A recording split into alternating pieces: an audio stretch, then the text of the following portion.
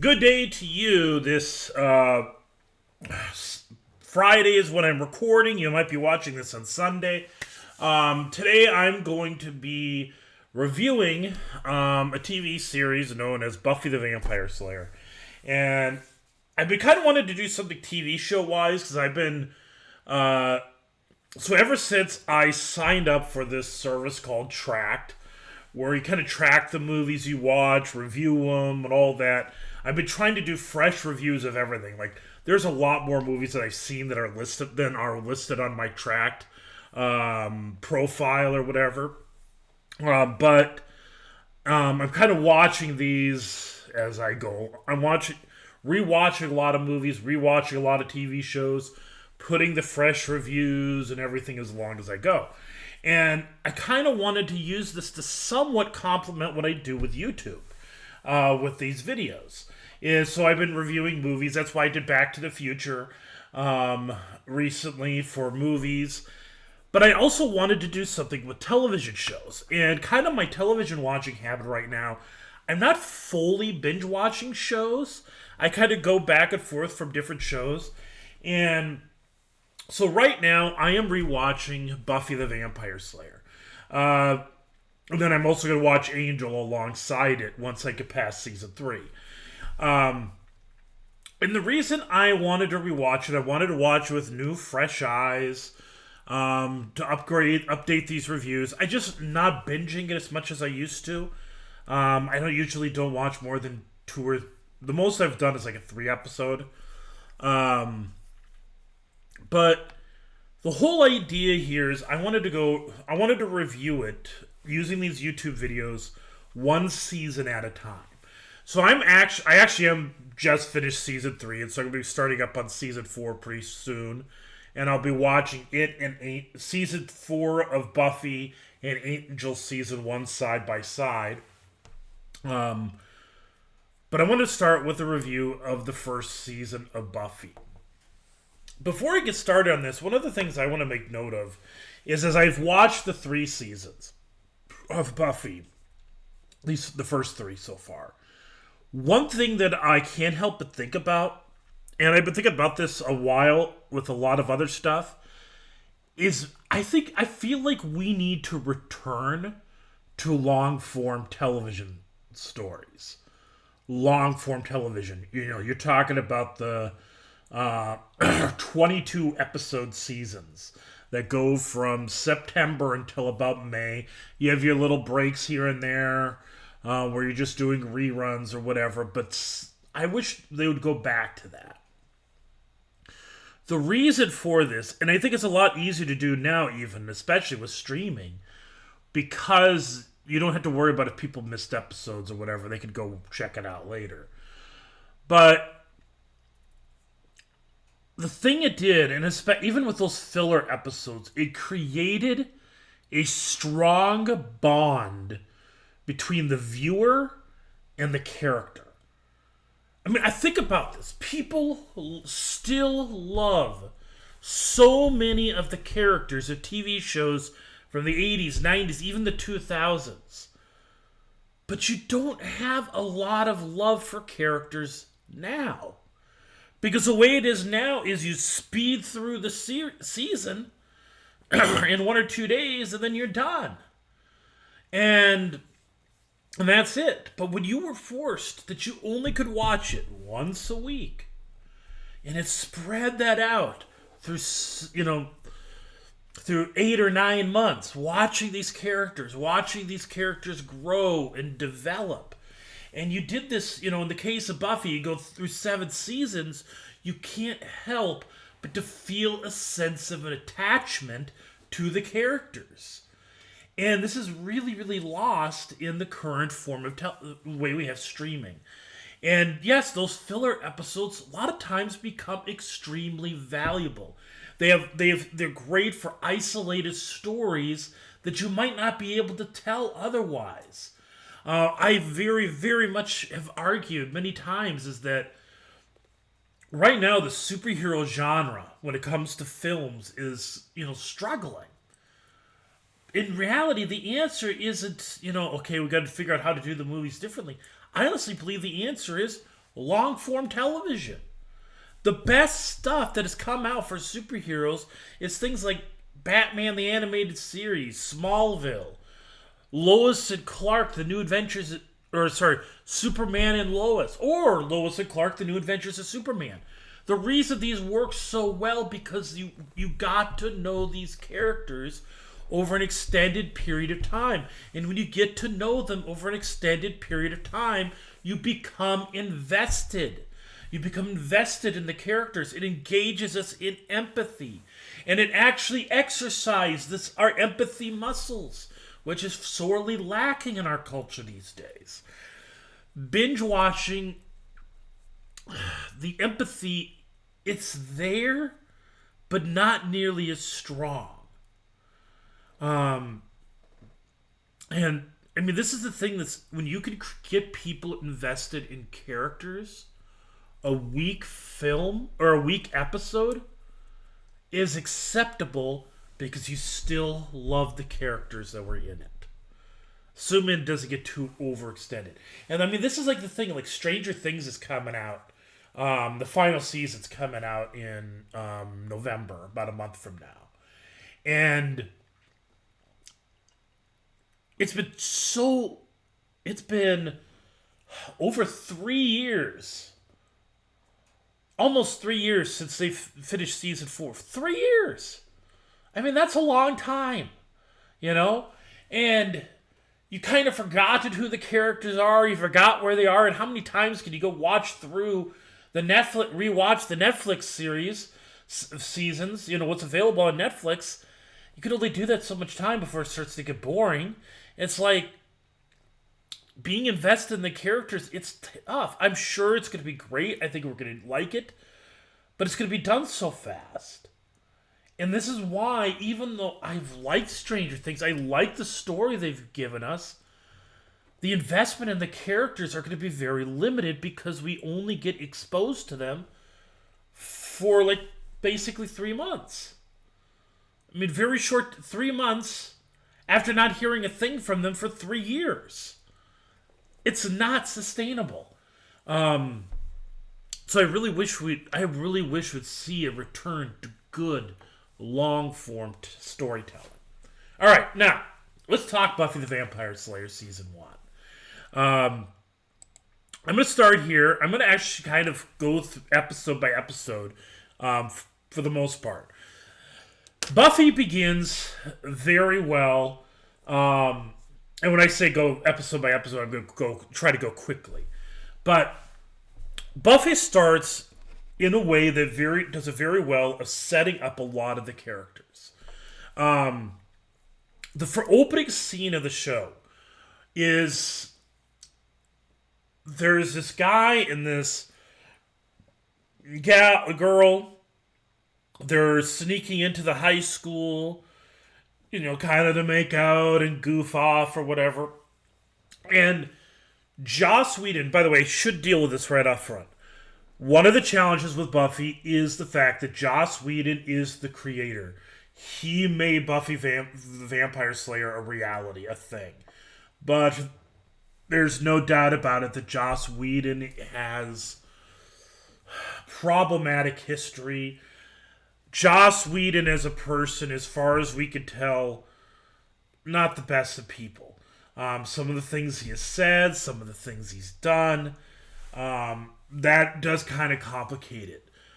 But does it take away the work of the actors and all the other people involved in it? And a good story is a good story, even though you have people that weren't exactly wonderful. And you could go research what Joss... He didn't do anything illegal, per se. But one of the things I could tell from rewatching Buffy is I'm pretty certain he probably suffers from some form of OCD, because he is definitely a perfectionist. And from a lot of the stories that I've heard about him, could be tied to his perfectionist worldview, his perfectionist is what he desires for his storytelling, being obstructed or whatever, and so that's he reacts very horribly when his perfect vision is threatened. So it's basically, yeah, it's probably something where a person probably needs some counseling and therapy and everything to deal with it. But anyways, and strategies to avoid doing it, acting out like that. But anyways, the way he begins this series is, like I said, there's this girl and this guy coming in. He's completely playing into your stereotype. He's playing into the stereotype of the helpless girl at the hands of the monster. And he shifts it like that to let you know that the monster was the girl. And it's like that set up the whole flow of the series. I mean, the honest, simple, underlying message of Buffy the Vampire Slayer is girl power. And it becomes abundantly clear in season 7. I mean, there's times where it's like they're pretty much spelling it out for you. But it's very much about empowerment of women. It is a feminist show. Joss Whedon claims to be a feminist. There's debates as to whether or not he really is, but whatever. But the thing is even with that, his characters are well fleshed out. You get engaged and connected with literally every character.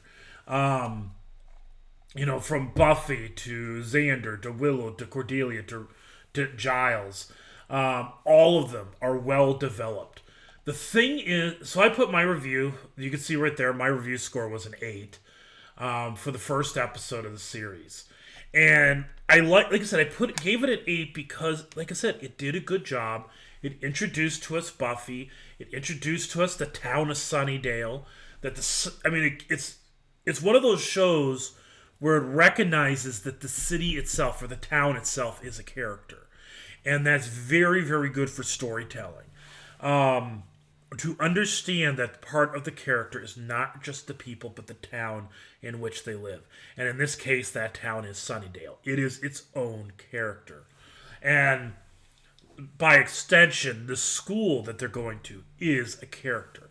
And seasons 1 through 3, especially, and actually most of the series, it's basically an allegory for the demons we fight in life. One thing I'm going to have to make a note, though, Xander is a character that's a lot of times controversial. He admittedly gets annoying at times. And I'm like, there's times I'm just like, shut up, Xander, knock it off. Some of the things he says to Willow and Buffy or about Willow and Buffy is extremely problematic. But the thing is that while this doesn't excuse the things he does, it helps you to understand the way he is. He doesn't like monsters. He hates vampires. He says it in the second episode of the series. So the second episode of the series is called The Harvest. I gave that a 7 because it's not quite as strong as the first one, but it's good enough. But there's this whole thing where he goes into this. He just kicks. I think he kicks a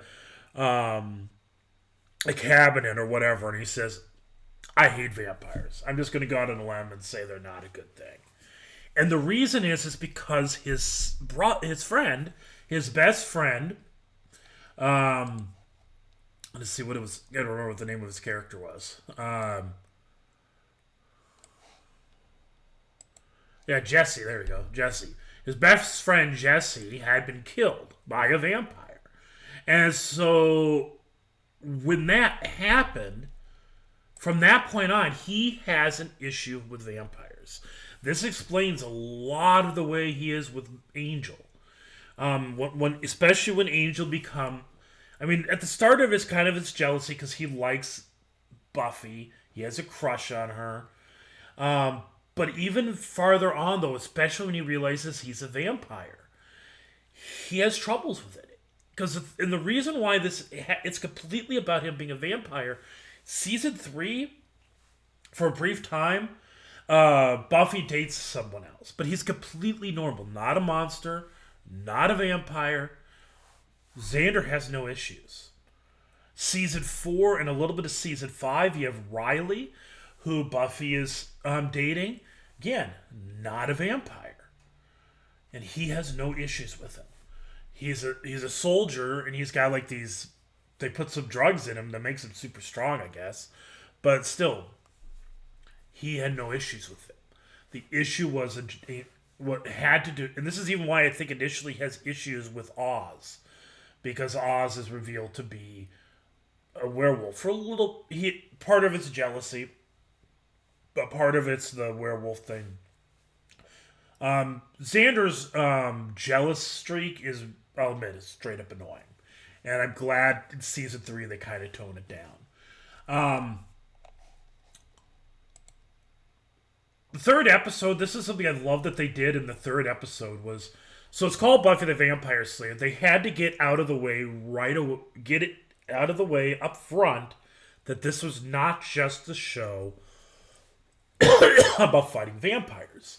And so the very first episode is called Witch. Why? Because the main villain is a witch. And so right away it lets you know that there's going to be other types of monsters. They started with the vampires, but they moved on to the witches. And I mean, this again, talking about, if you see Buffy the Vampire Slayer as an allegory for real life and the demons we fight in real life, I mean, this is basically an episode of, the parents putting way too much pressure on their kids. Like, well, I really succeeded at this thing or that thing. Why didn't you succeed at this thing or that thing? And this actually becomes somewhat of an issue between Buffy and her mom for a little bit in this episode. But it's an episode. It's something that almost everyone experiences. Their parents desire the best for their kids, and sometimes you can find parents pressuring their kids to be a certain person, a certain type of person. And so this is all this. So this episode explores that simple thing. I should note in the first season, you could definitely tell the production value is not as strong as it eventually gets to. I mean, even the video quality is a little bit lower, but it's kind of building. And I'm going to straight up say it: this first season is rough. If I were to tell somebody to, go watch Buffy the Vampire Slayer and become familiar with it, I honestly would not suggest somebody watch all of season 1. I'd say, okay, watch the first 2 episodes, probably watch the episode 8 entitled Angel, and then watch the last episode of the season, and then you're probably good, and then move on to season 2. Season 2 is great. And it gets better and better as you get to especially towards the end of it. Season 3, I don't think there is a bad episode in season 3. But again, I'll talk about that later. All right. Episode 4, Teacher's Pet. So talk about there's dud episodes. This is one of those dud episodes where Xander ends up crushing on a teacher who turns out to be a praying mantis lady. You can see I gave it a 6. Not a good episode.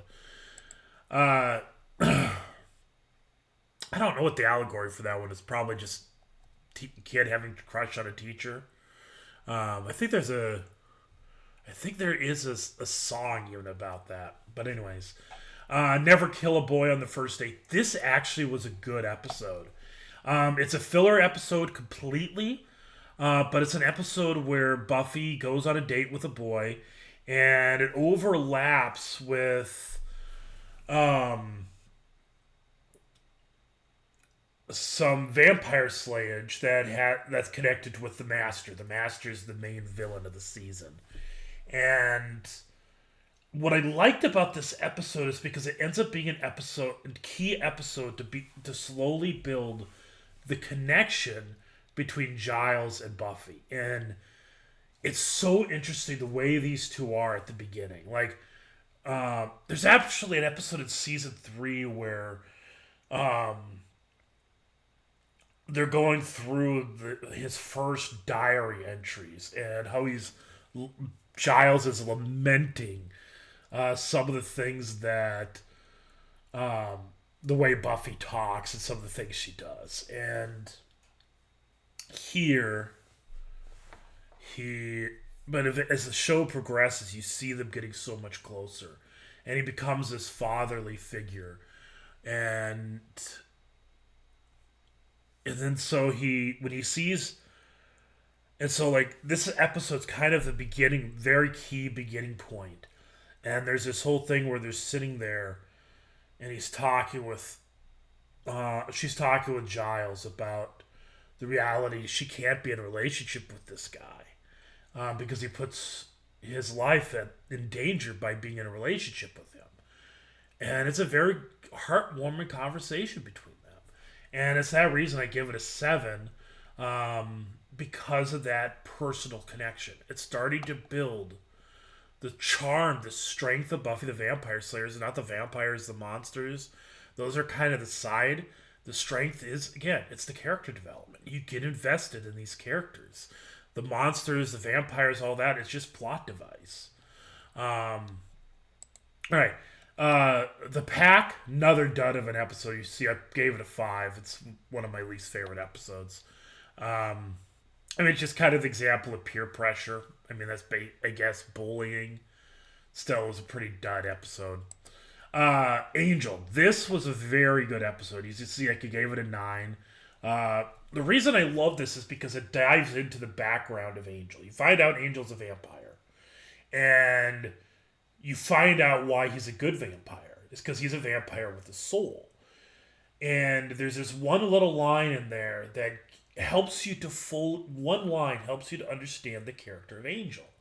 He says, "You don't know what it is to do the things that I have done and care." See, Buffy's soul's kind of term for conscience. He has a conscience, and he cares about the evil that he's done. He's basically, his life is to be tortured for the horrible things that has done to so many people. And this is a good episode. And the last scene of the episode, I think it was, is so he had given her a cross, a necklace, I think in the first episode of the season of the series. Well, in this episode, I think they kiss or they embrace or something like that. And they're kissing. As they're kissing, the cross around her neck burned into his chest, leaving a cross on it. It's a cool little moment. Very touching moment. So very good. It's a good episode to establishing the lore around Angel. And they make Darla to be more of a significant character, even though she dies in this episode. But she'll come back later. She'll have a significant role in later seasons. All right, especially on the show of Angel. But you do find out that she was Angel's sire. She made Angel a vampire. Again, one of the worst episodes, I, Robot, You, Jane. I guess it's basically about the dangers of online dating. Still very dud of an episode. The only reason I think I gave this a 6 and not a 4 or 5 was there's one little moment between... This is where Miss Calendar gets introduced as a character. And there's this interaction between her and Giles. And she says to Giles, what's your problem with computers? And he says... And he gets this really good speech. He's like, it's the smell. And she's like, well, books don't smell. Computers don't smell. I know. Books, they smell musty. And, smell is the strongest scent to memory. And, a single scent could bring up memories long forgotten. He goes this whole spiel. It's such a cool little bit about the value of physical media, physical books, not just, especially the world we're living in.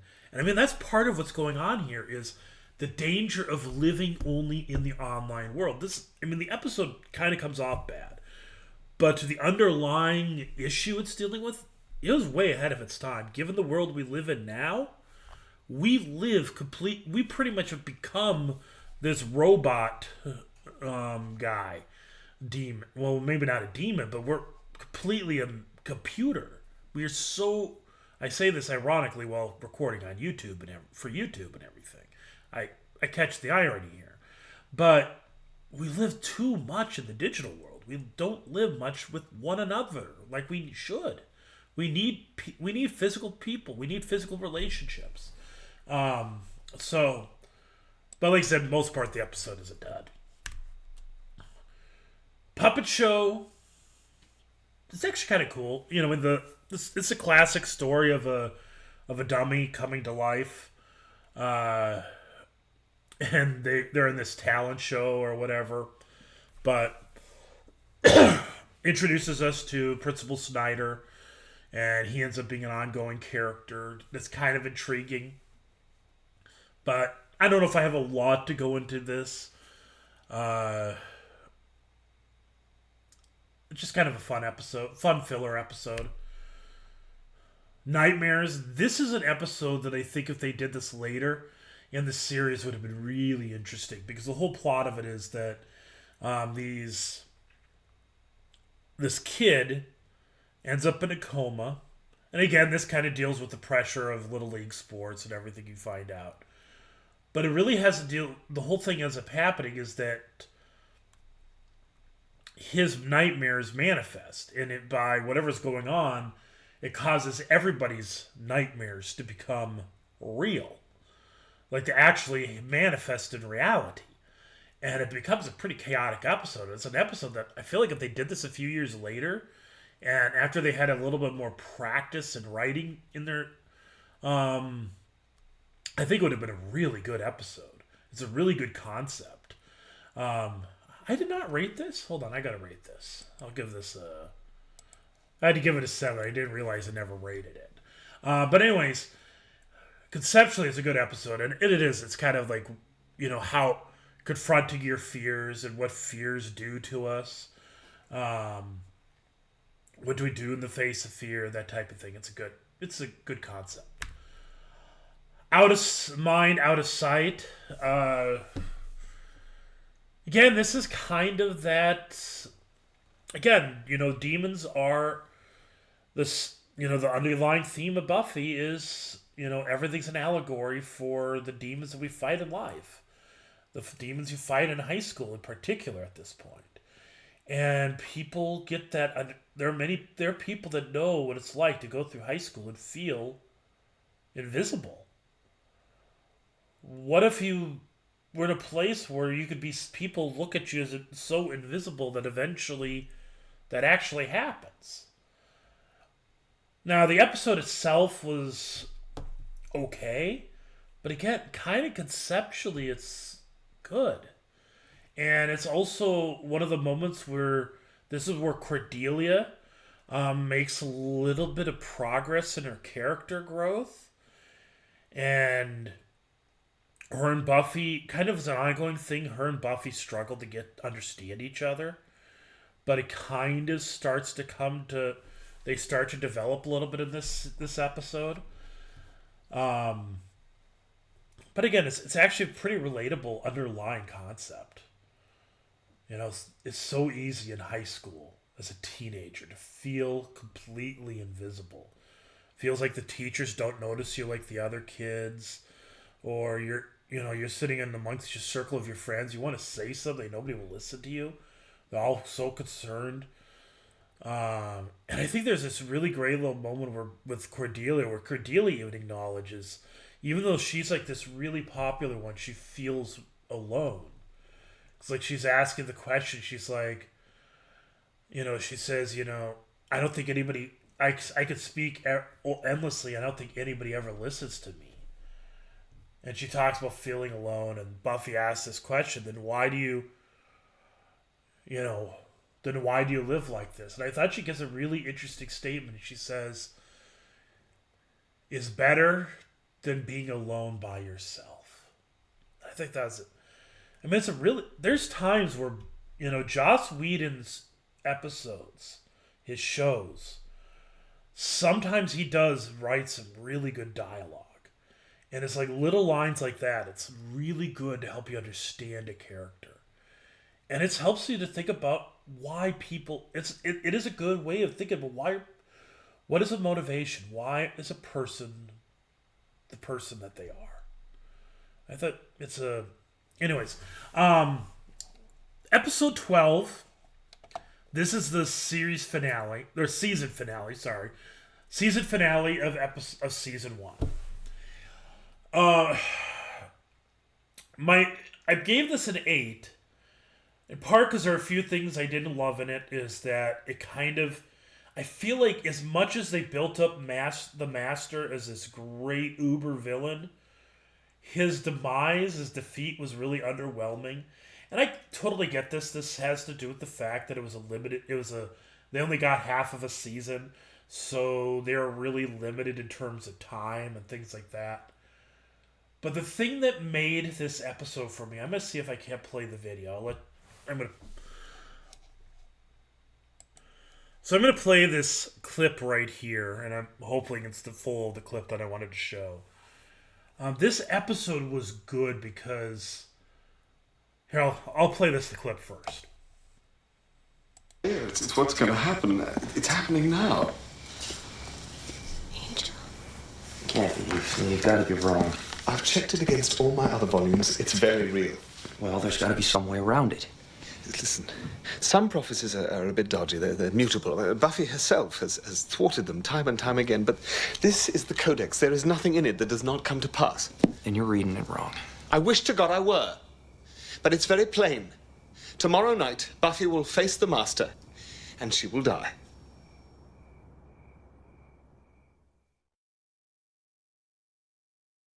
Well, have you verified the text?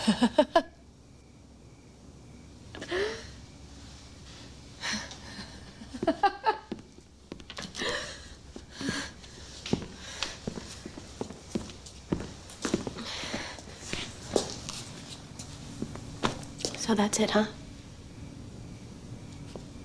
I remember the drill.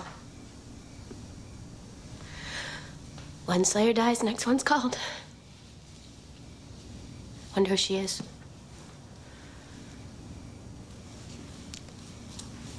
Will you train her? Or will they send someone else? Buffy, To say how he's gonna kill me?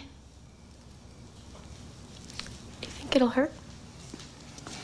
Don't touch me!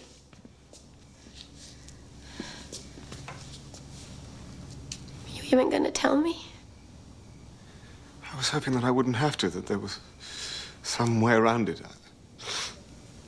I've got a way around it. I quit. It's not that simple. I'm making it that simple. I quit. I resign. I'm fired. You can find someone else to stop the Master from taking over. I'm not sure that anyone else can. All the signs indicate... Signs? Read me the signs! Tell me my fortune! You're so useful sitting here with all of your books. You're really a lot of help. I don't suppose I am. I know this is hard. What do you know about this? You're never gonna die. You think I want anything to happen to you, huh? Do you think I could stand it? We just gotta figure out a way. I already did. I quit, remember? Pay attention. Buffy, if the Master rises... I don't care!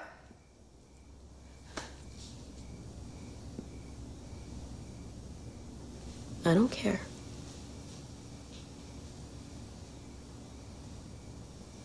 Giles, I'm 16 years old. I don't want to die.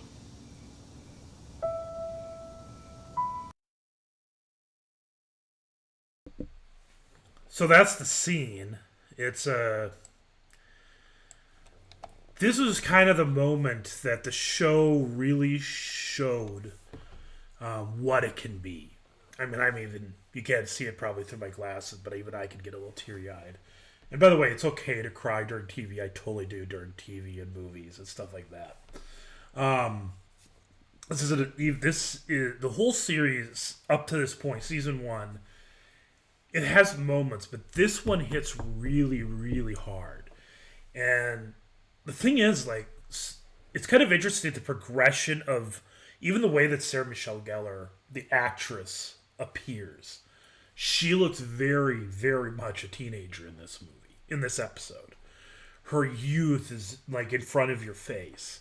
And to hear her deliver this, it's gut wrenching.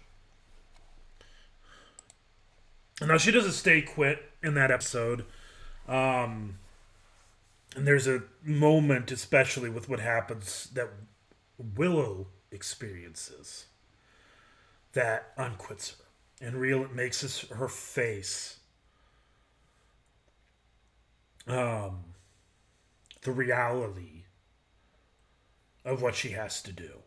And it actually kind of establishes her as this great hero. She knows there's a very good chance she's going to die, and she still goes literally into the mouth of hell to fight. And in that whole, a new Slayer comes. And by the way, this is all building plot for future seasons. And like I said, it's a very good way to end it. I gave it an 8. For the most part, it was a great episode. It really got that little scene, even though this is not Buffy at all at its heights. That little scene, you could see how great this show's going to be and how emotional it is. And like I said, you watch Buffy, expect to get emotional at times because they get you invested in these characters. At this point, if you've been watching this, you got through 12 episodes. But I don't think you even need that. If you just hearing that line, I'm 16 years old, I don't want to die, is such a powerful delivery, powerful line, powerful moment in the show.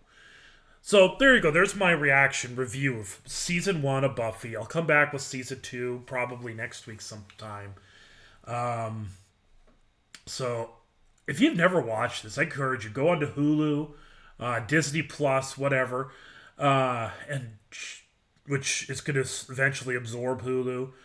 Watch it. Just watch this. There's, I think, somewhere online you could probably find the suggested episodes to watch. Like if I were to say, if you did not want to watch all of season 1, I'd say go episode 1, Welcome to the Hellmouth, and episode 2, because those are the first 2 episodes that introduces you to the world. Let's see here. Never Kill a Boy on the First Date. I would probably watch that because that plays a role into the finale. I think maybe, Angel, episode 7, and then I think you could probably get away with watching not until episode 12, if you really wanted to go slim down. And then once you get into season 2, just watch it straight through. So there we go. This is our first run at a TV show reaction and walkthrough. I'll do other TV shows, but I want to get through the set. I want to do the Buffyverse first. I think I'd like to do like The Walking Dead at some point. Maybe Simpsons would be really fun to watch. Do some of those episodes. There's a lot of TV shows. But anyways, blessings. In Jesus' name. Amen.